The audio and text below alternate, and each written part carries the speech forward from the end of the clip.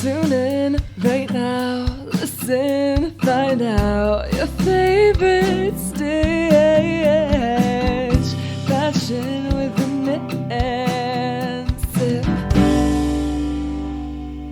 Hi, y'all. Welcome to the Knit+Sip podcast. I'm Kate. Hi, I'm Leeza.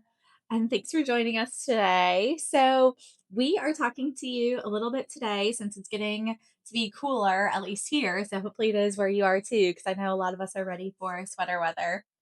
We are going to talk a little bit about Marling yarns, particularly using either a mohair or a suri with your yarn as a carry along. So, a lot of patterns will call for that. And we are going to talk to you a little bit about what that kind of looks like. And we'll talk a little bit about different like gauge things with that as well. And so, but we want to show you some examples of some different yarns that we've put together over the years because some of them take over a little bit more and some of them take a back seat. And so we just want to kind of show you guys so you can make some good choices as you're going into some sweater weather and feeling like you might want to make with either a suri or a mohair again. Because I know there's a time where that just seems like really hot. Like I put my mohair down like in May and I can't pick it up again until basically about now. So yeah, and it is really important to know the difference because you think you have an idea of how you want this sweater to come out or this garment to come out, and then if you don't know ahead of time what it's going to do, you come out with something totally different. And I mean that's happened. So and gauge swatching is fine, but like you have to buy the yarn. So like even if you gauge swatch before, like if you're wrong in the store when you're buying the yarn, that's a problem. So we're gonna help you try and make a good decision before you have to buy something and hope that you like it. So we've both brought a few examples of things that we've worked on and we wanted to show you what those look like. Do you want to go ahead? Yeah, absolutely. So I am making a collar. We're redoing a fast fashion and making a sweater out of monos, and it is caramel. And then what I wanted to do is all of those are my colors. So I was very excited about that. But I wanted to make it squishier and warmer and I don't know, something I always say, this is like a sweater when I would wear it. I would not want to take it off and I'd go ahead and sleep in it. I wanted to make it sleepable like that. I did actually fall asleep in my stovepipe the other night. See? I really did. I was so tired. I was putting my kids to bed and I fell asleep on their floor in my stovepipe. But it was because it was I didn't have mohair with it, but it was definitely sleepable. Yes, yes. Well, and then we added it with the Chelsea mohair exposed brick. So are you ready to see the combo? It's so good. It's so good. So good. I will hold up the yarns. I will hold up the yarns next to it so you can see. I mean, see the difference. A pretty big difference. Yes. And that was the mohair, but it just made it so warm and lovely. And it deepened the color actually because it put that exposed brick. It doesn't seem as funhouse colors, if that makes sense. Because in that is some orange and some pinks and some really bright things. And I didn't want that sweater to be that. And it made it all a little bit more uniform. Yes. It brought out the color in it that you wanted to be forward. Yeah. So if you see a yarn and you're like, that's not the perfect color, but then you see something else, whether it's, a lace weight, it doesn't have to be something that makes it fuzzy. It doesn't have to be a mohair or a suri. It could be some other lace weight compatible cashmere from Knitting for Olive. LBA has some options, especially like Alex would be a really good one with the fiber content, the alpaca fiber content. And so if you see something else that can change the color a little bit, like she wanted to pull forward the more kind of cinnamony color, and that it did it. So yeah, totally did it. And I mean, you say like what you see is what you get, and that isn't it when you combine yarns. And I think that's exciting because if you find something you like but you want to love it, just add that power punch of the mohair or the suri and take it up a notch or two. That's right. Yeah. So talking really quickly about doing that though is you do have to be careful of your gauge because there are patterns that when they call for a carry along yarn, it is to take it up to a different gauge.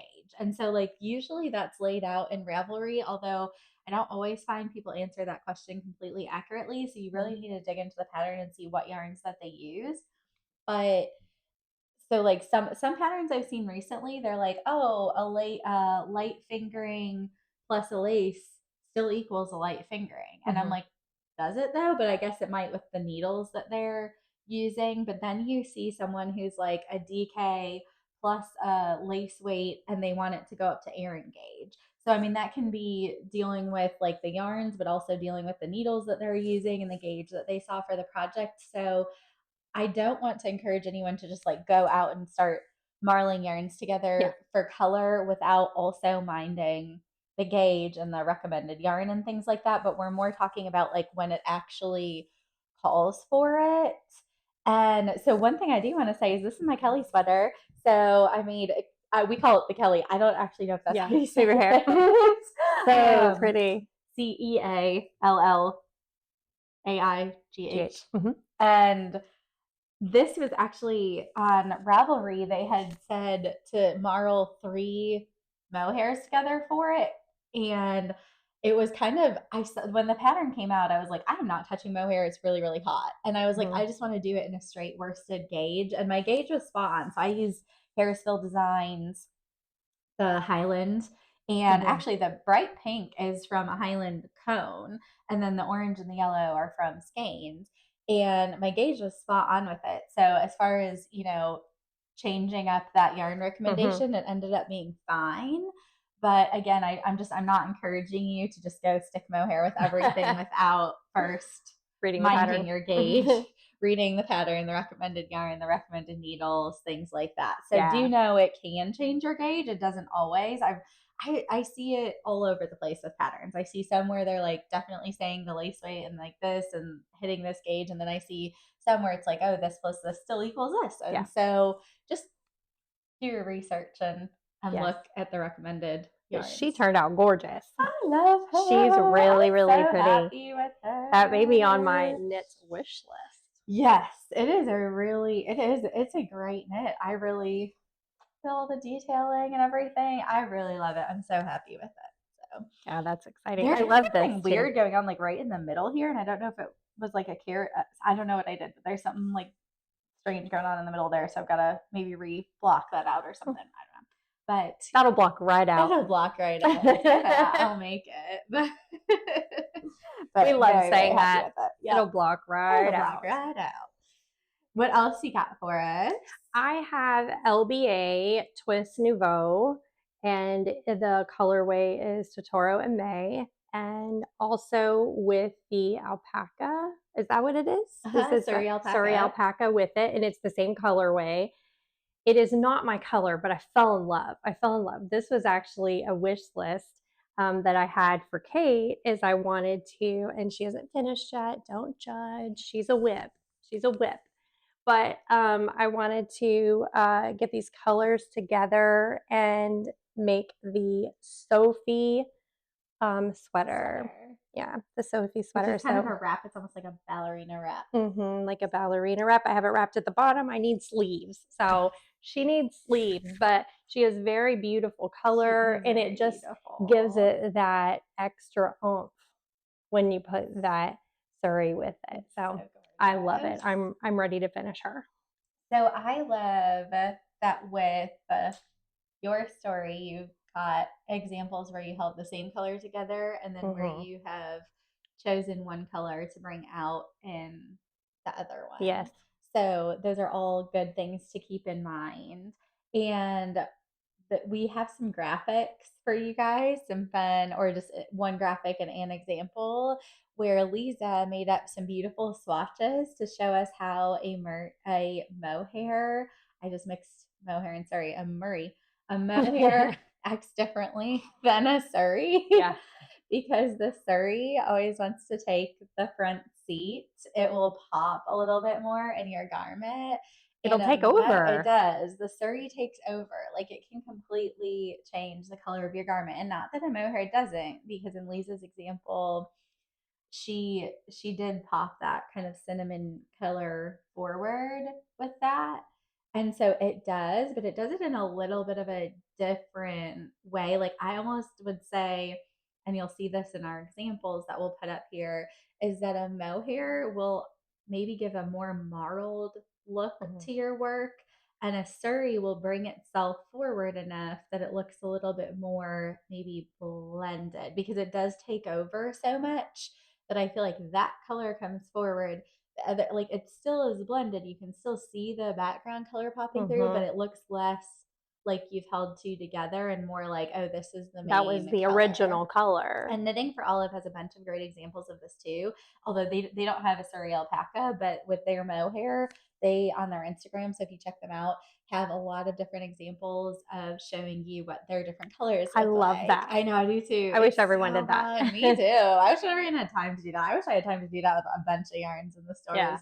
Swatch stuff. I do love to have examples like we're showing you guys today, or examples in the store of what things look like, because people are usually like, whoa, that's that together? That's unbelievable. Yeah. So, well, it it's was really really fun. helpful to learn those things, because a few months ago we were discussing this and I was like, I don't really know the difference. And she's like, let's knit it up and see. And so I was blown away. And so as a visual, I was like, okay, what did we say was, the front seat? What do we say takes the back seat? And so we had this fun. And then when you see it, you're like, oh yeah, I get it. Oh yeah, I totally get it. But then I was like, how do I remember the wild? Not that I'm shopping everywhere for yarn. I'm at her place. But I want to remember like what I'm looking for. And so we had this fun visual where we said, if there was a car and the alpaca was in the front seat taking over, the goats in the back seat just chilling. Blending and hiding. And so that's how I remember it. If anybody pops up and is like, this is a mohair, I'm like, back seat. And so that just helps me remember. So hopefully that helps the newer knitters remember. And I guess if you don't remember this graphic, which hopefully you do, like maybe you're not a visual person, so hopefully the graphic sticks out to you. But I guess the other way you could do it would be to say like A comes first and M is just kind of like in the middle. Alpaca, it's like first, and then mohair. M is the middle. Yeah. Well, that would have made a lot more sense. Alpaca. So I guess you couldn't do that if you were thinking S for suri, but it's a suri alpaca. So if you think A for alpaca, like in the graphic, and then leading the way, mohair, B and M. I don't know. So that makes sense. That's another way. But I'm just going to show you guys a couple quick examples of mine so that you can see just a few other things and get some inspiration for one, different patterns, but also two, holding some yarns together. So this one is probably the most dominant example I have, because I think the color changed the most, and that would make sense because it is a suri that I am an alpaca, so that I am holding with a wool. So this, hold something. Thank you, is the a doll test knit that I started, or a Dale test knit that I started. You can see how those yarns are coming together to be totally different. It's beautiful. You know what? When you put them together, it reminds me of like Wizard of Oz Emerald. Yeah. It's gorgeous. It really is gorgeous. But this is not really, not really emerald. No. And that's Kelly green. But together they make this incredible, incredible emerald. And I will say, beautiful. Contrary to what I said before, this does look more marled, I guess, than I would have expected from a suri, but this, I still think that the suri, very much dominates. Like when you hold that up, you're like, oh, it's not really that, but it is that. So, but you do get the marled look with this one. So a few more examples that I have to show you guys. I will put pictures of this yarn up. I don't actually have this yarn here, because I basically played yarn chicken in one, but not by very much. So I didn't actually have a lot of yarn. No leftover. Yeah, there really wasn't a lot of leftover. So this is a pattern. This is the capital V. This is my fall capital V. And my fall capital V, I held Chelsea Yarns Concrete Zebra fingering weight with Monostel Uruguay. I think it was called something punk. Like it was a black and white mohair. Yes, you can see the back really well. And so this was a mohair, not a suri. And here again, I think it really does blend. Like I would not say that this changed the color quite to the degree that the green alpaca changed that color. Yeah. So two other whips, and I think I've shown these to you guys, and I will show you these right now. So I've got and you can kind of just see the yarns nicely. I guess that's why I want to show you these. So I wanted, similar to what Leeza did, I wanted to make this a little bit different color. Like this is ochre, dark ochre, I think, from Knitting for Olive. And then I'm holding it with a suri from LBA. And I really wanted to pop that color for it. So see how this here again is much, much more this than it is this. Like that is no longer that color at the top. Like I really wanted to bring this forward, and I used a suri to do that. Good job. And unlike the green one, I would say this looks a lot less marled and just more like it is. It looks color. like, yeah, it looks like you had one yarn, consistent color. Right. You can't even tell. And I mean, maybe it looks like it was a hand-dyed yarn, which is not going to be the same. I mean, it's going to be a little bit tonal, but it still looks really, really similar. And then this is I've made a little bit of progress on this since I've shown it to you guys, but this is my sweater number 7 from My Favorite Things Knitwear.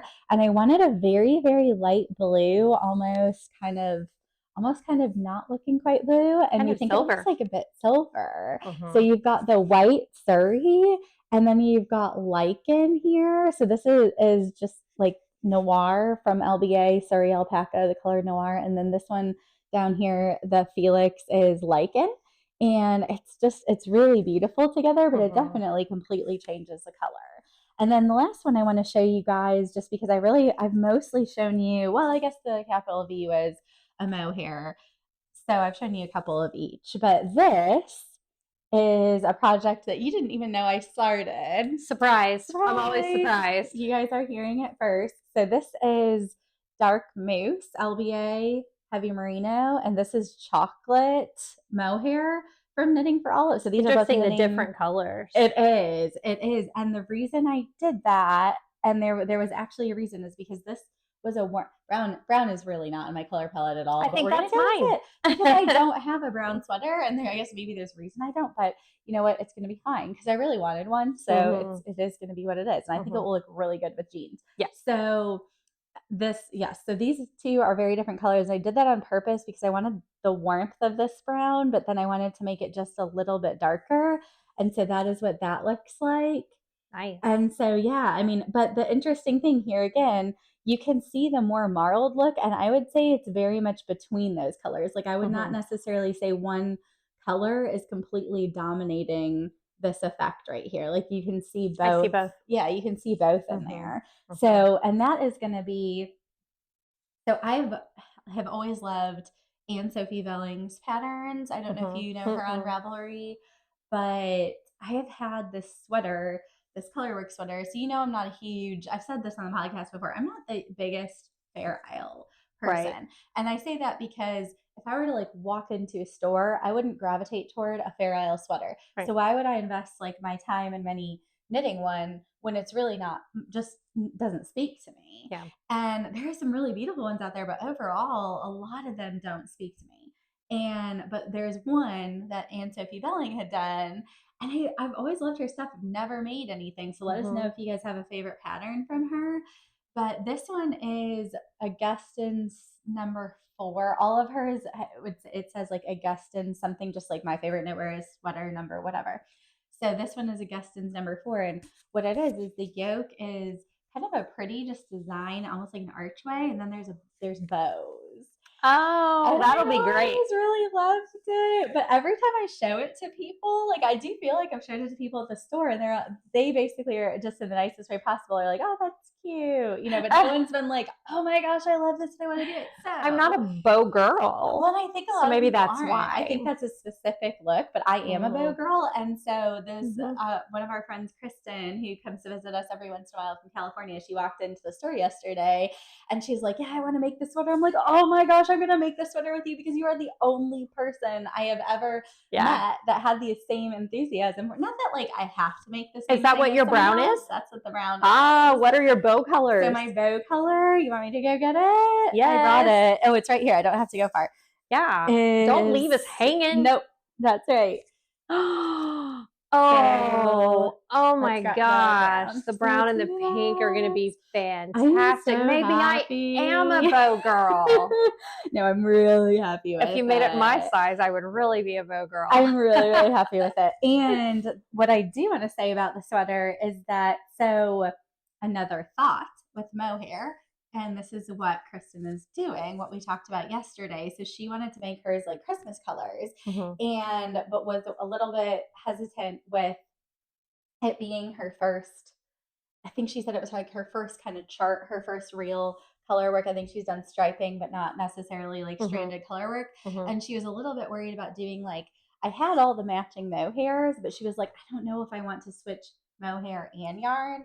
And so we talked about how you can carry one mohair throughout, and then that actually like tamps down the color differences too, which sometimes you might want. So like, you know, she's gonna hold I think it was oatmeal from Knitting for Olive, the oatmeal mohair throughout, and do even on the bows.